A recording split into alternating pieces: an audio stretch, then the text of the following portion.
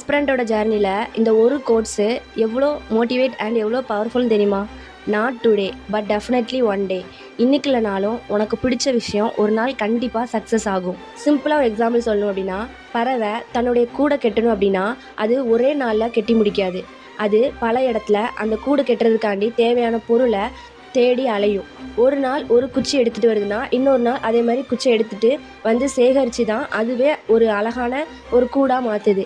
அதே மாதிரி தான் நம்மளுடைய வாழ்க்கை ஒரே நாளில் மாறாது. ஆனால் நம்ம தன்னம்பிக்கையோடு போடுற எஃபெக்ட்டு கண்டிப்பாக நம்மளுக்கு சக்ஸஸாக மாறும். நீ இன்னைக்கு உன்னுடைய ட்ரீம் ஜாப் ஐடென்டி கார்டு போடாமல் இருக்கலாம். அதே மாதிரி நீ அந்த சீட்லேயும் உட்காராமல் இருக்கலாம்.